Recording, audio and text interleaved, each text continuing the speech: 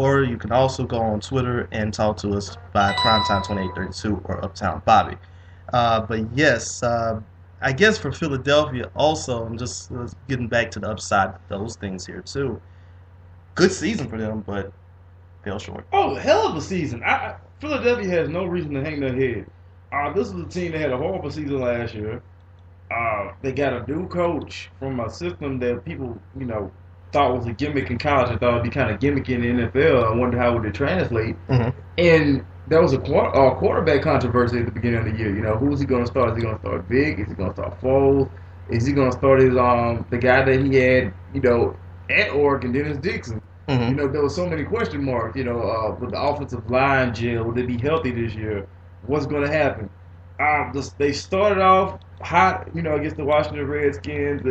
People saw the offense, and then, it impressed some people. Then, that was the pretty rough part of the season. The Denver Broncos put up 50 points on them at Philly. Just some disappointments along the way. But then you started seeing them hit their stride. You saw Nick Foles put up 7 touchdowns to get the Oakland Raiders. You saw the offense, do things you haven't seen done, since, Andy Reid and McNabb. You start seeing them gel well. McCoy have a career season, things like that. And that last game of the year, where that lost, that win against Dallas, that put them in the playoffs. They had a lot of things they can hang their hat on, and then they're going to, a pretty good draft as well. There are teams that, people are going to have to put into consideration of being, favorites of the NFC next year, I think. Mm-hmm. Right, and especially with them being in the West, it's just, especially, well, in the East, especially with them out there, they're still a very good. I think they pretty much have.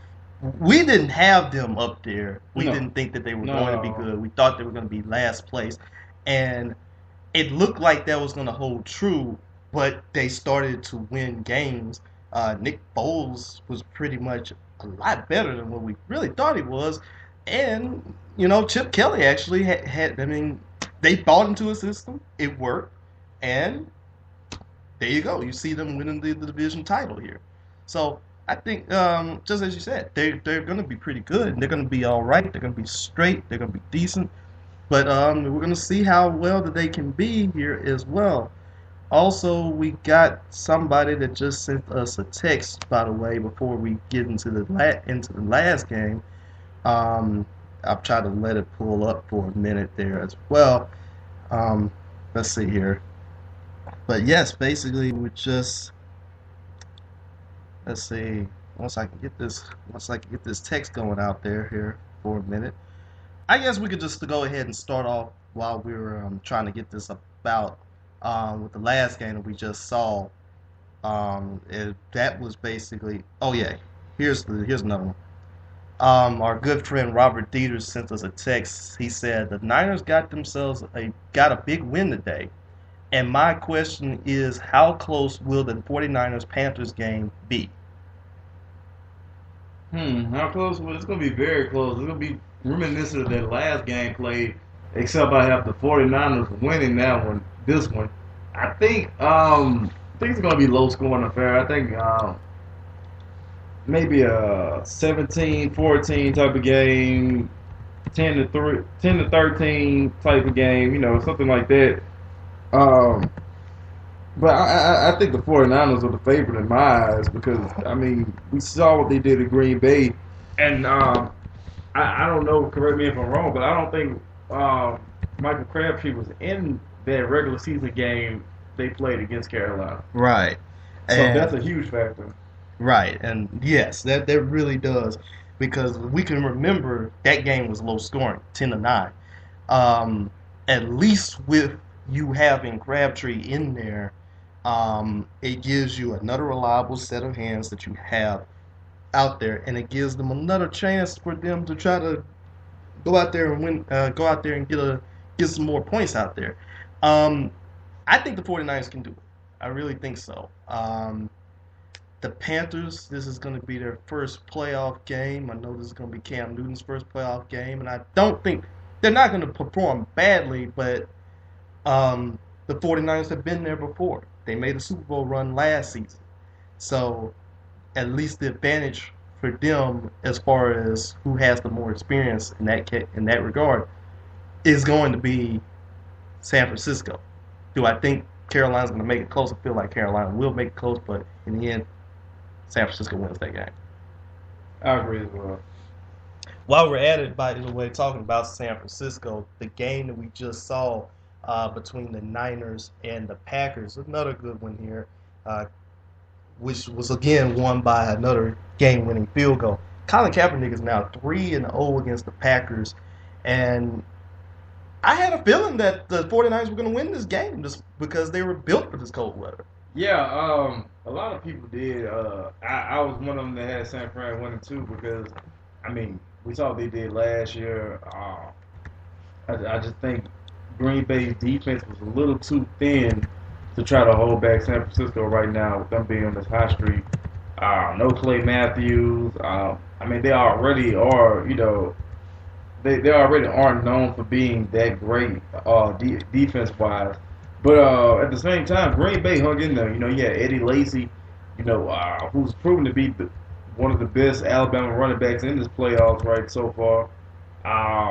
You had Aaron Rodgers with some amazing highlight reel plays. It was a great game. And Green Bay has nothing to feel shameful about. Really, I mean, this is a team that really shouldn't have been in the playoffs, considering their best player missed the majority of the season. Mm-hmm. So, you really can't be too disappointed in what happened. I mean, some people say Aaron Rodgers should set out the rest of the year, but, he came back for his team and he got them over that hump. Right. So, things like that. But, I mean, they'll be back next year. I mean, this is a team that's always going to be relevant and always going to be competitive as long as Aaron Rodgers is there.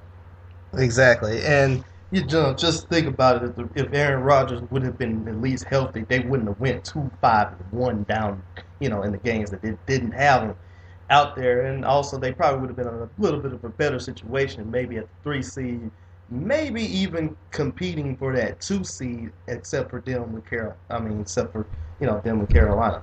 Fortunately, that's the thing it comes down to. And I guess, and also another thing at the end of the day too, like if you're the Packers, there's no reason for you to hang your head about this because you have yourself a good team. We all know what you can do. I guess we could just try to sidestep on this here too. That I guess with the way that the NFC, and especially with the NFC situation that we had, the wild card teams having the better records than those 2 divisional squads, is it about time that we probably should go ahead and just say, we'll have the divisional teams as that 3 and 4 seed, but if you are a wild card team that has a better record than the divisional team, do you think that they should have the right to at least have the home game? No. Okay. Shouldn't win your division. I mean, very clear and simple. I mean, if you want to play at home in the playoffs, you win your division. I mean, it's that simple. I mean, it's just I've heard people gripe about this, but at the same time, that 7-9 team that won. I mean, that won the division against that 10-win Saints team. Mm-hmm. Ended up beating that Saints team. Yes. Those Denver Broncos that were led by Tim Tebow, that won a division with a 8-8, 9-7 record that went against the Pittsburgh Steelers, beat those Pittsburgh Steelers. They had the better record. So I mean, people make those gripes, but at the same time, I mean, they can't win the division, then they lose those games. The argument kind of goes out the window. Right. It's an interesting point. It is a very interesting point because I have been on the one side of if that wild card team has a better record, I would say let them have the home field advantage. But as you said too, that we've seen, we thought teams that shouldn't have been here, and like you said, the Seahawks and the Broncos in 2011, having them come out there and win these games. That kind of makes it a little bit moot. I think there was another year that the Chargers did the same thing against the Colts. Yeah. I think that was 2008 where the Chargers barely limped into the playoffs at 8-8, and yet the Colts, led by Peyton Manning, I think were 11-5, and came in with a 9-game winning streak, 8 or 9 game winning streak or something like that. And I want to say San Diego came out there and win that game too. So in a way, it kind of does matter. But then again, there you got these points right here where it kind of doesn't matter here too. That sometimes the bad team does hold serve a little bit. It would be interesting though. It would be interesting if they do plan to change it. And I think a lot of people have been saying that Roger Goodell has been thinking about changing it and thinking about possibly adding more teams in the playoffs, and especially what Jerry Jones has said earlier this week, that he would like to see more teams get into the playoffs. Good idea, bad idea. Of course, the team not in the playoffs is going to want to add more teams in the playoffs. Right. I'm not for it. I mean, just win games. Basically. Win your game. This is not the BCS. This isn't where, okay, you go undefeated and you might get left out. No, this is win your games, and you're given what you deserve. You're given what you earn. Right. I mean, it's that simple. If you want to host a playoff game in the playoffs, win your division. It's that simple. I mean, you can't complain about like the Saints. The Saints had their destiny in their hands. They were a clear-cut favorite to win their division by week 5, I'll say. Yes. And they lost. I mean, they lost to Carolina. They gave a game away to Carolina toward the end of the season, and then they just had games where they gave away. They lost to St. Louis. They lost to New England, the Jets. I mean, just gave games away, and now they're a wild card team. That's what happens. You should have won your game. You should have won out. I mean, it's that simple. Win your game. Win your division games when you have to win them. Exactly. I mean, it's that simple. Exactly. And I for one, to Jerry Jones, who, like I said, I'm a Cowboys fan, but I don't agree with every single thing that he says, and I tend on the side of caution here that I don't really agree with everything he says, and this is one of those things. I think he just basically should just shut up in this case. I mean, the NFL, you got to look at it right here. They have a very good formula right here of 12 teams making it into the playoffs. 12 teams make it to the playoffs, 6 teams from each division make it to the playoffs. I'd say it's a little bit of roughly around 33% make it. I know it's got to be somewhere between 35 and 40%, which is the right amount of teams out there.